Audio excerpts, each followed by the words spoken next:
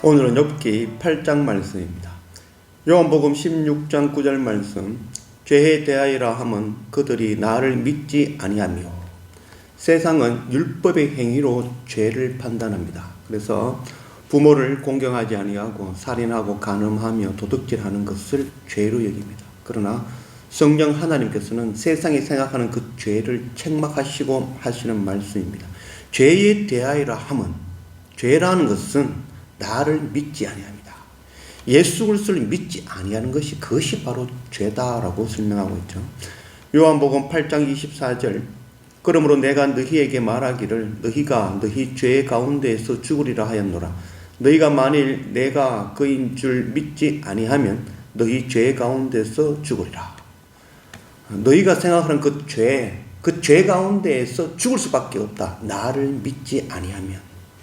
그래서 율법의 법의 그 죄가 정말 죄로 여기는 자들은 그 율법의 법의 죄에 의해서 죽을 것이지만, 그 율법의 법이 아니라 생명의 복음의 법, 십자가, 예수 그리스도의 그 은혜의 복음으로 살리라 여기는 자, 그것을 믿는 자는 그 복음으로 살게 되어진다라고 말씀하고 있는 것이죠.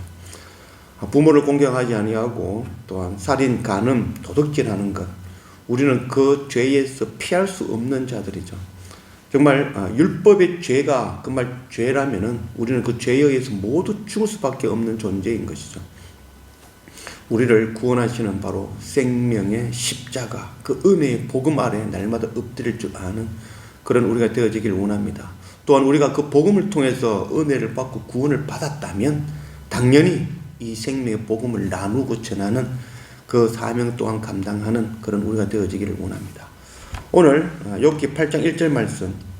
수아 사람 빌닷이 대답하여 이르되 네가 어느 때까지 이런 말을 하겠으며 어느 때까지 네 입의 말이 거센 바람과 같겠는가. 하나님이 어찌 정의를 굳게 하시겠으며 전능하신 이가 어찌 공의를 굳게 하시겠는가. 네 자녀들이 주께 죄를 지었으므로 주께서 그들을 그 죄에 버려두셨나니 네가 만일 하나님을 찾으며 전능하신 이에게 간구하고 또 청결하고 정직하면 반드시 너를 돌보시고 네 의로운 처소를 평탄하게 하실 것이라.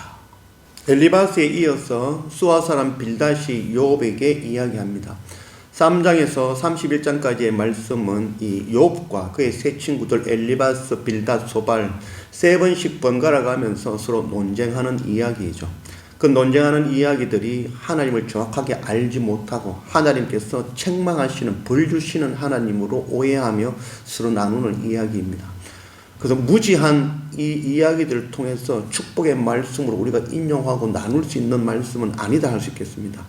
그래서 우리 무지한 이 이야기를 통해서 우리의 무지함을 깨달아 아는 그런 말씀이 되어져야 되겠습니다. 이 엘리바스와 다르게 이 빌닷은 이 욥에게 직설적으로 이야기합니다.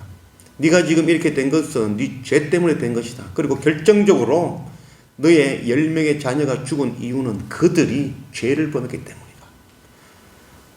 자녀를 잃은 부모에게 할 말은 아니죠. 정말 자녀를 잃은 그 부모에게 그 자녀들이 죽은 것이 그들의 죄 때문에 하나님께서 치셨다. 정말 모욕적인 말이 아닐 수 없습니다. 이어지는 7절의 말씀. 네 시작은 미약하였으나 네 나중은 심히 창대하리라. 우리가 너무나 잘 아는 말씀이죠. 너무나 잘 인용하는 그런 말씀이죠. 그래서 식당을 개업하거나 회사를 시작하는 그런 믿음의 가정에 액자로 만들어서 네 시작은 미약하지만 네 끝은 심히 창대하리라. 축복의 말씀으로 알고 적어서 주는 말씀이지만 모든 성경의 말씀이 축복의 말씀이라고는 할 수 없겠죠. 이 빌닷의 이야기는 지금 네 자녀들이 죽은 것, 지금 네 자녀들이 죽고 네가 모든 재산이 빼앗긴 것, 지금 네가 미약하게 되어졌지만 네가 하나님께 회개하고 엎드리면 다시 너를 창대하게 해 주실 거다라는 이야기죠. 이 이야기는 정말 욥에게는 정말 치욕적이고 모욕적인 말이 아닐 수가 없겠죠. 이 말씀이 결코 축복의 말씀, 복된 말씀, 액자로 만들어 정말 걸어둘 그런 말씀은 아니라고 할 수 있겠죠. 날마다 말씀과 예배를 통해서 정말 말씀이 그러한가 앞뒤의 문맥을 따라서 말씀을 읽고 해석하며 그 말씀을 우리의 삶에 적용해내는 그런 우리 모두가 되어지기를 원합니다. 8절. 청하건대 너는 옛 시대 사람에게 물으며 조상들이 터득한 일을 배울지어다. 우리는 어제부터 있었을 뿐이라 우리는 아는 것이 없으며 세상에 있는 날이 그림자와 같으니라. 그들이 네게 가르쳐 이르지 아니하겠느냐? 그 마음에서 나오는 말을 하지 아니겠느냐? 왕골이 진풀 아닌 데서 크게 자라겠으며 갈대가 아닌 물 없는 데서 크게 자라겠느냐? 이런 것은 새 순이 돋아 아직 뜯을 때가 되기 전에 다른 풀보다 일찍이 마르느니라. 빌닷은 옛 선조들의 이야기를 인용하여 또다시 요백에 이야기합니다. 왕골, 돛자리는 왕골, 왕골이나 또 갈대들이 물이 없이 질펀해서 아니면 어떻게 자라겠느냐? 그것들이 물이 없으면 말라 죽고 말지 않겠느냐? 곧 욥, 네가 지금 고난 당하는 것은 네가 죄가 있기 때문에 고난을 당하는 것이다. 네 10명의 자녀들이 죽은 것, 그것은 그 자녀들이 너는 알지 못하지만 그들의 죄가 있기 때문에 하나님께서 치신 것이다 라고 이야기하는 것이죠. 하나님을 알지 못하는 참 무지한 말이 아닐 수가 없죠. 우리가 죄 때문에 죽어야 된다면, 우리의 악행 때문에, 행위 때문에 죽어야 된다면 이 땅에 살아남을 수 있는 자는 단 한 사람도 없는 것이죠. 하나님, 바로 긍휼 베푸시는 하나님, 또 은혜의 십자가 앞에 날마다 엎드릴 줄 아는 그런 우리가 되어져야 될 것입니다. 20절, 하나님은 순전한 사람을 버리지 아니하시고 악한 자를 붙들어 주지 아니하시므로 웃음을 네 입에 즐거운 소리를 네 입술에 채우시니라. 너를 미워하는 자는 부끄러움을 당할 것이라. 악인의 장막은 없어지리라. 하나님께서는 의로운 자를 복주시고 악을 행하는 자에게는 저주하시는 것이 바로 하나님이시다 라고 이야기하죠. 하나님을 알지 못하는 무지함에서 나온 것이라 할 수 있겠습니다. 하나님의 공의는 모두를 생명 주시기를 원한 것이 바로 하나님의 공의인 것이죠. 죄로 인하여 죽을 수밖에 없는 존재라면, 그것이 바로 하나님의 공의라면 이 땅에 살아남을 수 있는 자는 단 한 사람도 없어야 되는 것이 바로 하나님의 공의가 되는 것이죠. 하나님의 공의는 죄 가운데 거하는 그들, 바로 십자가 예수 그리스도를 통하여 구원하시는 것이죠.